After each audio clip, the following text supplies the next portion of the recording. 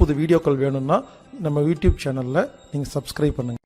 Dysentery, diarrhoea, இந்த வயிற்றால போகுது, பேதி ஆகுதுன்னு சொல்கிறாங்க இல்லைங்களா, அந்த மாதிரி நடக்கும் பொழுது இயற்கையாக எப்படி சரி பண்ணுறதுன்னு பார்க்கலாங்க. அது என்ன டிசென்ட்ரி டயேரியான்னு கேட்டிங்கன்னா, இங்கே பாருங்க, நாமளாக ஒரு மருந்தை சாப்பிட்டு விளக்கெண்ணெயை குடிச்சு ஏதாவது பண்ணி மலம் போச்சுன்னா அது பேதிக்கு சாப்பிட்றதுன்னு பேர். அதுவாக தானாக வந்தால் டிசென்ட்ரி டயேரியா, பேதி ஆகிறதுன்னு பேர். இப்போ திடீர்னு பார்த்தீங்கன்னா ஒரு நாள் தண்ணியாக மலம் போகும்.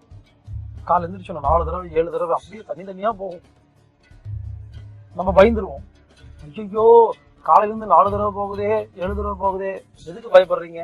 இப்போ நம்ம மானம் போச்சா மறுவாத போச்சா? மலம் தானே போகுது, இதுக்கு எங்க பயப்படணும்? உள்ள போன சாப்பாடு என்னைக்காவது வெளியே போச்சான்னு செக் பண்ணோமா இல்லையா?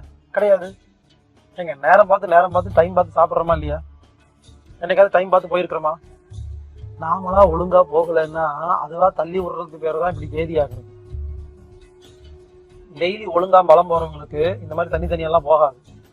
10 நாள் 20 நாள் 30 நாள் போகாம அடைச்சி கப்படுத்து இதுக்கு மேலேயும் தாங்க முடியாதுன்னு நம்ம உடம்பு எடுக்கிற அதிரடி திட்டம், ஆடி கழிவு சிறப்பு தள்ளுபடி திட்டம் போட்டு குப்பையை வெளியே தருது. இதுக்கு எங்க பயப்படுறீங்க? இங்க பாருங்க, நம்ம சிறுகுடல் பெருகுடல் இருக்கு இல்லையா, அதுல மழை இருக்கும். அது என்ன ஆகும், ஒழுங்கா டெய்லி போச்சுன்னா அது பேசாம இருக்கும். ரொம்ப நாள் போகாம கட்டியாகி குப்பையாகி நாதம் முடிச்சு செம்படிச்சு இனிமேலும் இதுக்கப்புறம் ஒன்றும் பண்ண முடியாதுன்னா நம்ம உடம்பு இருக்கு இல்லையா, அது உடனே ஒரு ஆக்ஷன் எடுக்கும். ஓகே, இனிமேல் விட்டா இவர் அப்படியே வச்சிருப்பாரு, இதை உடனே வெளியே தள்ளணும்னு ஒரு ஆக்ஷன் எடுத்து முன்னாடியா அதுக்கான சுரப்பிகள்லாம் சுரக்கும். ஸ்டிமுலேட்டிவ் ஹார்மோன்ஸ் எல்லாம் சுரந்து அதை போய் தள்ளி விடும். கிளீன் பண்ணி தண்ணியெல்லாம் ஊற்றி இல்லை கிளீன் பண்ணி அமுச்சு விடும்.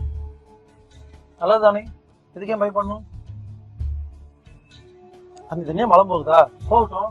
4 தடவை போகுமா 5 தடவை போகுமா? என்னைக்காவது குடல் வெளியே வளர்ந்துருக்கு? குப்பை இருக்குது, வெளியே போகுது. டைம் பார்த்து சாப்பிட்றோம், டைம் பார்த்து போகல, மொத்தமா போகுது. இதுக்கே பயப்படணும்? அதனால இனிமேல் யாருக்காவது தனித்தனியா மலம் போச்சுன்னா சந்தோஷப்படுங்க. குடல் தனது குப்பைகளை வெளியேற்றுகிறது, உடம்பு ஒழுங்கா இருக்குது, உடம்பு வைத்தியம் பாக்குதுன்னு சந்தோஷப்பட்டுட்டு போயிட்டு வாங்க. ஆனா நம்ம என்ன பண்ணுவோம், உடனே நேரம் மெடிக்கல் ஷாப் போவோம். இல்ல எல்லாம் வீட்லயே வச்சிருப்போம். சில பேர் அது ஒரு பந்தா வேற. எல்லா வியாதிக்கும் மருந்து வாங்கி வீட்டுல வைக்கிறது பேர் மனப்பாடம் பண்ணி வைக்கிறதுல வேற பெருமை வேற. ஏதாவது ஒரு மருந்து வச்சிருப்போம், பாத்திரம் வச்சிருப்போம், எடுத்து வாயில போட்டு சாப்பிட்டோன்னே உடனே மலம் வராது. அப்ப என்ன அர்த்தம்? குப்பையை உள்ள அமுக்கிட்டீங்கன்னு அர்த்தம். நல்லா இருப்பீங்க நீங்கெல்லாம். ஏங்க, மலம் தானே வெளியே போகுது, வெளியே போனா நல்லதா உள்ள இருந்தா நல்லதா? எனவே இனிமேல் இந்த வயிற்றால போச்சுன்னு வச்சுக்கோங்களேன், தயவு செய்து இந்த மருந்து மாத்திரலாம் சாப்பிடாதீங்க. அதெல்லாம் ஒன்றும் ஆகாது, தைரியமா இருங்க. சரி, உங்களுக்கு என்ன ஏதாவது பண்ணணும் அவ்வளவுதானே. இயற்கையா ஒரு வைத்தியம் சொல்றதை செய்யுங்க. ஒரு சொம்பு தண்ணி எடுத்துக்கங்க, சாதாரண தண்ணி, கொதிக்க வச்ச தண்ணி எல்லாம் கிடையாது, சாதாரண தண்ணி. தேவைப்பட்டா லேசா சூடு பண்ணிக்கலாம், கொதிக்க வைக்க கூடாது. ஒரு சாதாரண தண்ணி, அதுல நாட்டு சர்க்கரையை கொஞ்சம் போடுங்க, கல்லுப்பை கொஞ்சம் போடுங்க. ஏன் நாட்டு சர்க்கரை கல்லுப்புன்னு சொல்றோம்னா, வெள்ளை சர்க்கரை பயன்படுத்தவே கூடாது. வெள்ளை சர்க்கரை என்பது விஷம், அதுல ஏகப்பட்ட கெமிக்கல்லாம் போடுறாங்க. நாட்டு சர்க்கரை நல்லது. நாட்டு சர்க்கரை கொஞ்சம் போட்டு அதுக்கப்புறம் கல்லுப்பு. நான் உப்புன்னு எப்பெல்லாம் சொல்றேனோ பொடி உப்பு கிடையாது, சால்ட்டுன்னு சொல்றாங்களே அது கிடையாது. கல்லுப்பு இருக்கு இல்லையா, சீ சால்ட்டு, அது கொஞ்சம் கல்லுப்பு கொஞ்சம் நாட்டு சர்க்கரை போட்டு நல்லா கலக்கி ஒரு சொம்பு குடிச்சிருங்க. இதுதான் இயற்கை வைத்தியம். உடனே நீங்க எல்லாம் கேட்பீங்க, ஏன்பா மலம் தண்ணியா போகும்போது நீ சொல்ற மாதிரி ஒரு சொம்புல நாட்டு சர்க்கரையும் கல்லுப்பு போட்டு குடிச்சா மலம் நின்றுருமான்னு? ஹலோ, நிக்கிறதுக்கெல்லாம் ஐடியா சொல்லல, நல்லா வர்றதுக்குதான் ஐடியா சொல்லியிருக்கேன். நான் சொல்ற மாதிரி சாப்பிட்டீங்கன்னா நிக்காது, நல்லா வரும். நான் தான் சொல்லிட்டு இருக்கிறேன் குடல் சுத்தம் பண்றதுதான் பேதி ஆகுறதுன்னு. அப்புறம் நிறுத்துறதுக்கு நான் ஏன் ஐடியா சொல்றேன்? என்ன 4 முறை 5 முறை போயிட்டு வந்தா உடம்புலாம் ஒரே டயர்ட் ஆயிடும். ஐயோ அம்மா அப்பான உடம்பு வெளுத்து போயிடும். நான் சொன்னது உடம்பு தெம்புக்கு தான். இதை குடிச்சிங்கன்னு வச்சுங்களேன், நல்ல தெம்பு வரும். போங்க, மறுபடியும் வரும், வாங்க மறுபடியும் குடிங்க, மறுபடியும் வரும், மறுபடியும் போங்க. உடனே சில பேர் கேட்குறீங்க, ஏன்பா குடிச்சு வந்து போயிட்டே இருந்தா என்னப்பா ஆகுறது, இதுக்கு ஒரு எண்டே இல்லையான்னு கேட்டீங்கன்னா இருக்கு. இங்க பாருங்க, மலம் தனியா வரும்போது பாத்தீங்கன்னா யூரினே வராதுங்க. யூரின் வழியா போற தண்ணியத்தான் குடல் வழியா தனித்தனியா அனுப்பிச்சிட்டு இருக்கு. உடம்பு எவ்வளவு சூப்பரா பிளான் பண்ணிட்டு இருக்கு. இது எப்படிங்க வியாதி ஆகும்? மலம் தனித்தனியா போகும் பொழுது யூரின் வராது. நீங்க ஒரு சொம்பு தண்ணி குடிங்க, நான் சொன்ன மாதிரி கரும்பு சர்க்கரை நாட்டு சர்க்கரையும் கல்லுப்பும் போட்டு மலம் வரும், போயிட்டு வாங்க. மறுபடியும் போயிட்டு வந்துட்டே இருங்க. ஒரு முறை ஒரு சொம்பு தண்ணி குடிச்சிட்டு மலம் போறதுக்கு உள்ள போனீங்கன்னா மலம் வராது, ஒரு சொம்பு யூரின் வரும். அப்ப என்ன அர்த்தம்? குடல் சுத்தமாயிடுச்சு, இனிமேல் குடலுக்கு தண்ணியே தேவையில்லைன்னு யூரின் வருது. பாருங்க உடம்பு எவ்வளவு அதிசயமான உடம்புன்னு. உடனே என்ன பண்ணணும்? ஓகே, குடல் சுத்தமாயிடுச்சுன்னு புரிஞ்சுக்கிட்டு அந்த தண்ணி சாப்பிட்றத நிறுத்திட்டு ஒரு மணி நேரம் படுத்து ரெஸ்ட் எடுக்கணும். நல்லா பசிக்கும், உடனே ஓடி போய் பரோட்டா வாங்கி தின்றக்கூடாது. லைட் ஃபுட்டு சாப்பிடணும்.